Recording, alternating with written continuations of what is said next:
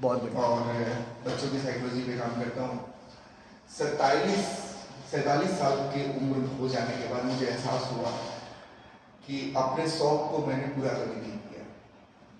After my college I realised इतना ज़्यादा मैं घुसता चला गया पारिवारिक जिम्मेदारियों में, सामाजिक कामों में, कि मैं शायद भूल गया था कि डॉक्टर विजय सिंह के अंदर एक विजय सिंह भी छुपा हुआ है। मेरे कुछ शौक थे जिसमें से एक था स्टोरी टेलिंग, कि तू कुछ कहानियां कहूँ।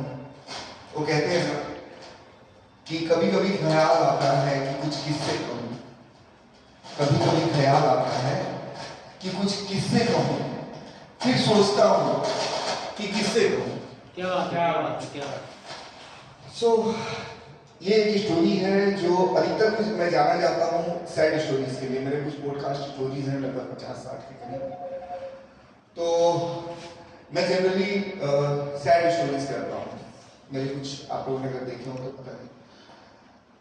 आज मैं कोशिश कर रहा हूँ एक कॉमेडी स्टोरी करने की, रोमांटिक स्टोरी करने की, जो आपको रुलाएगी भी और हंसाएगी भी, अगर आप इजाजत दें। कहानी का नाम है प्यार दो पल का। जी, so I am starting my story. I am sorry, मेरा ये दूसरा परफॉर्मेंस है स्टेज पे। बहुत बढ़िया। मैं पीछे ही बोलता हूँ। OMG, ये लड़का तो मेरे पीछे मर ही पड़ा है। उफ। मनीषा ने धीरे से अपने बैग में से शीशे को निकाला और अपने आप को निहारती रही। उफ, हूं तो मैं खूबसूरत, कौन ना मरी के मेरी अदा पे। और ये हुआ, ये क्या चीज है। और कहती हुई उसने जुगल की ओर देखा, वो लड़का जो उसे बार बार देख रहा था। वो कभी देखता था पर्दे के कोने से, कभी सोफे के पीछे से, कभी ड्योढ़ी पे खड़े होके। और मनीषा तो जैसे अंदर ही अंदर लाल हुई जा रही थी। लाल हो भी क्यों ना, 25 साल की उम्र, गदराया सा जिस्म, और आज तक उसे कोई ऐसा लड़का मिला ही नहीं जो उसके दिल में माधुरी दीक्षित की धक धक को ला दे। खैर, उसने फिर से अपने शीशे को देखा और अपने आप को निहारा। मुड़ी मुड़ी पलके, उसकी भवें और उसके गालों पे तिल कातिलाना ही तो थे। और जुगल वो लड़का था जिसकी बहन को देखने के लिए मनीषा और उसके परिवार आए हुए थे। सुना था लड़की थोड़ी सी सांवली है, उसका नाम माला है।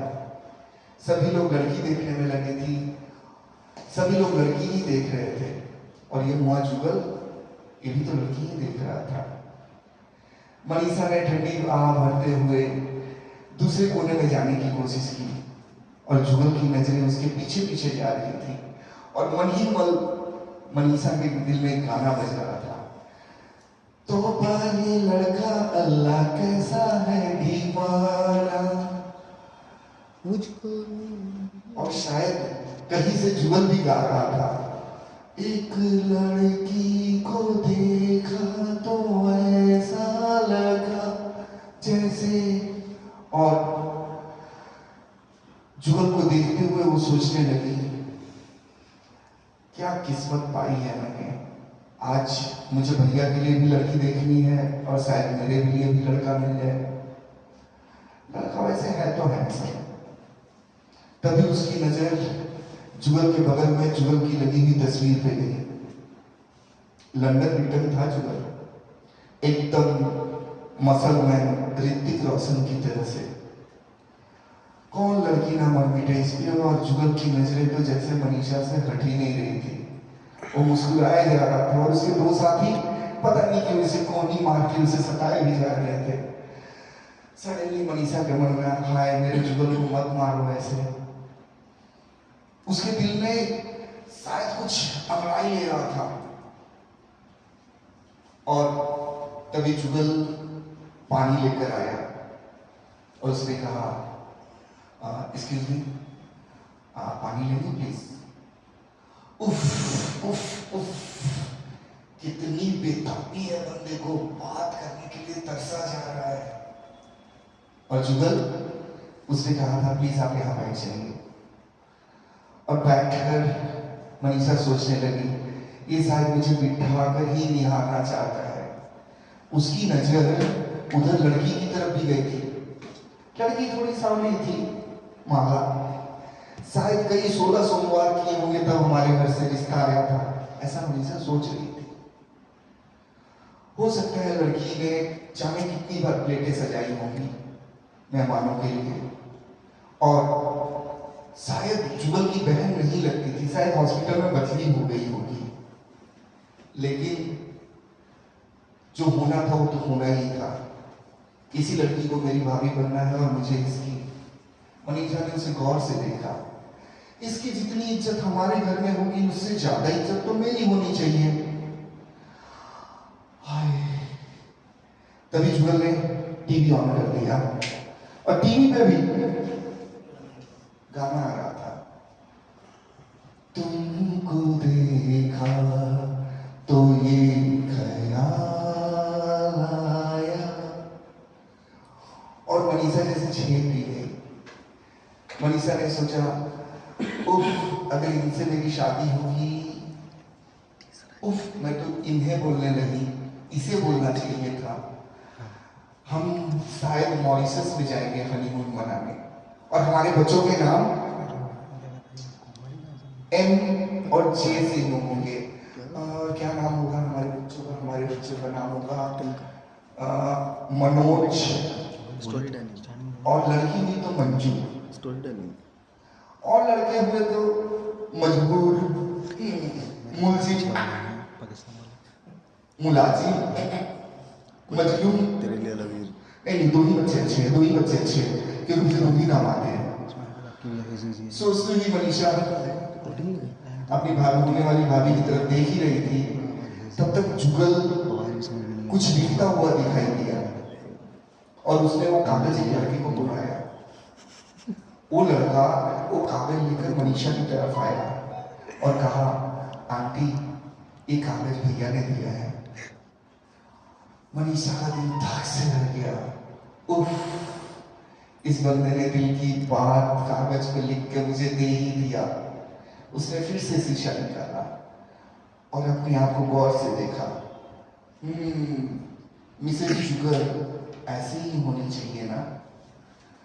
उसने चिट्ठी को धड़कते दिल से पर्स में रख दिया। इसे तो मैं घर ले जाकर पढ़ूंगी। और पता नहीं क्यों गौर से देखता हुआ जुगल की पलकें भी नहीं चपक रही थी। तभी उसे किसने हिलाया? मनीषा, मनो, मुझे देखा माता श्री खड़ी। मम्मी बोलो, सुन इधर का। हम सभी लोग अभी लड़की के बारे में सोच रहे हैं, तू बता लड़की कैसी लगी?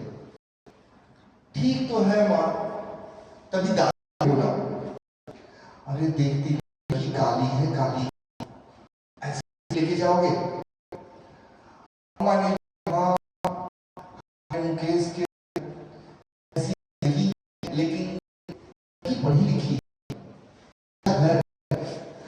हाँ माँ, घर ही देखना चाहिए। और आज की डेट में बताओ, गोरा काला कौन दिखता है? क्या भगवान ने ऊपर से गोरा काला बना के भेजा है? आप लोग कैसी बातें कर रहे हो दकियानुसी? सब लोग उसका मुंह देख रहे थे।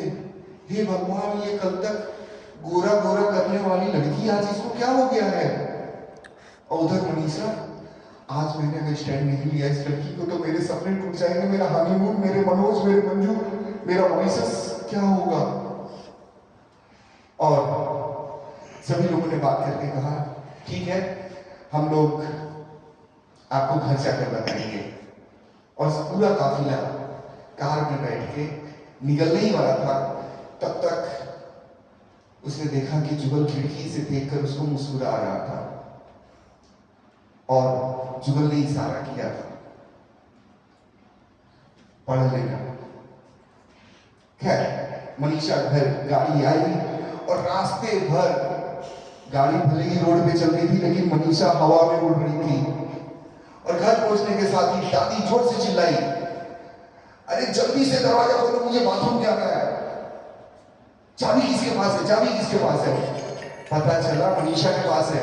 और मनीषा ने वो चाबी अपने सलवार के नाड़े में बांध रखा था और उसने जल्दी से बोला ये रही चाबी। उसने जल्दी से निकाल के दिया। दादी जल्दी से गई घर के अंदर भागती हुई और मनीषा भी भागती हुई अपने कमरे में और जाकर उसने दरवाजा बंद कर दिया।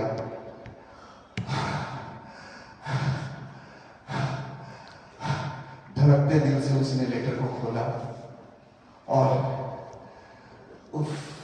सारे जज्बात उसमें लिखे होंगे। ये सोच रही थी इस लेटर को तो मैं लेमिनेट करवा के अपने बच्चों के लिए रखूंगी और बताऊंगी तेरे बाप ने जब पहली बार उससे कम्युनिकेशन किया था तो कैसे किया था। और वो धड़कते दिल से उस लेटर को पढ़ने लगी जिसमें लिखा था, सुनिए, एक्सक्यूज मी, मुझे आपका नाम नहीं पता लेकिन मुझे एक बात कहनी है। आप बहुत ही अच्छी हैं मानता हूं, लेकिन ये जो आपके सलवार से एक नाड़ा सा लटका हुआ उसमें लगा हुआ बाबा आदम का चाबी यहाँ पे मजाक का माहौल बना रहा है। भगवान के लिए उसको अंदर कर लीजिए। छन से जो टूटे कोई सपना, जग सुना सुना लागे, जग सुना सुना लागे। मनीषा ने दरवाजा खोला और जोर से चिल्लाई, हमें नहीं करनी उस घर में शादी, हमें काली लड़की को बहू नहीं बनाना, बड़ा कर दो उस घर में। ना वहां पे शादी होगी, ना कोई मॉरिशस जाएगा, ना कोई कभी मनोज पैदा होगा, ना कोई मंजू पैदा होगी। और उसने धड़ाम से दरवाजा बंद कर दिया और सारे लोग उल्लुओं की तरह से देख रहे थे। Thank you.